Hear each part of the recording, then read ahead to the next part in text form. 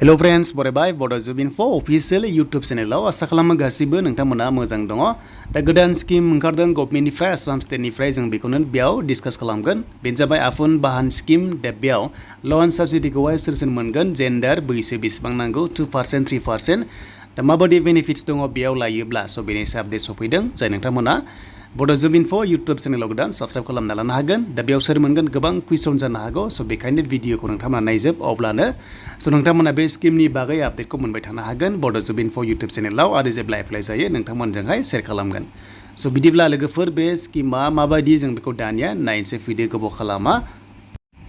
दा बे जाबाय अफिसियेल मोनसे आपडेट। बेयाव टुइट खालामदोंमोन आफुन बाहान स्किम। बेनो जाबाय नोंथांमोननि पार्मानेन्ट स्टेटनि जाथारनांगोन, नोंथांमोना आसाम स्टेटनि जाथारनांगोन। बेनो जाबाय साख्रि मावनाय। नोंथांमोना साख्रि मावनाय, जुदि साख्रि मावदोंब्ला बेनिफ्राय गारि लानो गोसो दङबा नोंथांमोना मोनसे स्किम ओंखारदों जेराव साबसिडि मोनगोन, एसे रेहाय मोनगोन। बेनो जाबाय 2% आरो 3%।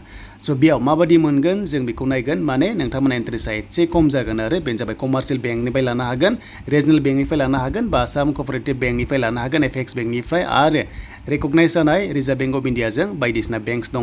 नोंथांमोना बेनि गेजेरजोंनो नोंथांमोना ल'नखौहाय लानो हागोन। बेनो जाबाय मेल इमप्लयिज होननाय लोगो लोगो नोंथांमोना मोनगोन। बेनो जाबाय 2%। 2% नोंथांमोना साबसिडि मोनगोन। नोंथांमोना जायखिजाया डिजेल एबा पेट्रल गारि लायोब्ला 1 लाखनि हमना लायोब्ला नोंथांमोनाहाय 2,000 बेयाव रेहाय मोनगोन, 98,000 नोंथांमोना लन जागोन। एन्ड बेनिफ्राय जुदि हिन्जावफोरा नोंथांमोना लायोब्ला नोंथांमोना 3% मोनगोन, हमना ला 3,000 मोनगोन 1 एलआवहाय। थिग बेबायदि नोंथांमोना 10 एलनि लायोबा 10 एलनि कार लायोबा 30,000 रेहाय। बेबायदि मोनसे आपडेट सफैदों आरो जे जुदि गोसो दङब्लासो लाबानो जाबाय, गोसो गैयाबा दाला। एन्ड बेनिफ्राय नोंथांमोना 2% हौवाफोरा एन्ड हिन्जावफ्रा 3%। आरो हौवाफ्रा मोनसे कन्डिसनाव 3%, जुदि इलेक्ट्रिकेल गारि लायोबा नोंथांमोनाहाय 3% रेहायखौनो मोननो हागोन।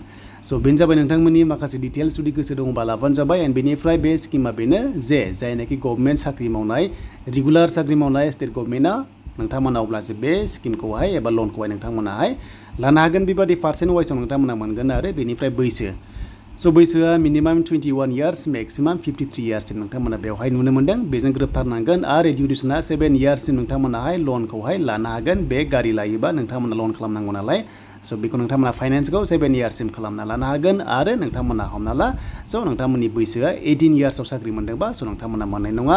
एन्ड दाखालिसो रिसेन्टलि साख्रि मोननायफ्राबो नोंथांमोना बेयाव मोनगोन, जायनोखि रेगुलार साख्रि मावगासिनो दङ। नोंथांमोना बे स्किमावहाय मोननो हागोन। रेगुलार साख्रि मावनायफोरा बे स्किमाव आफुन बाहान स्किमाव नोंथांमोनाहाय मोननो हागोन। बे साधारन नर्मेल मानसि नङा, जायफ्रा साख्रि मावाखै, जायफ्रा साख्रि मावखांनाय एबा मावगासिनो दङ बिथांमोनासो मोनगोन। बेखायनो 21 इयार्सनिफ्राय 53 होदों, बेयाव 60 इयार्सआ बेवहाय मोननाय नङा, मानोना 60 इयार्सआव रिटायार जायो। 53नि बाराबा मोननाय नङा, 21निफ्राय 53 जाथारनांगोन। बेनोमोन नोंथांमोननि 60 इयार्सआ रिटायार जायो, नोंथांमोना बेहाय मोननाय नंला। बेनोमोन नोंथांमोननि आफुन बाहान स्किमनि सायाव आपडेट। आरो जेब्ला गोदान स्किम फैगोन नोंथांमोना मोनगोन Bodo Info YouTube चेनेलाव।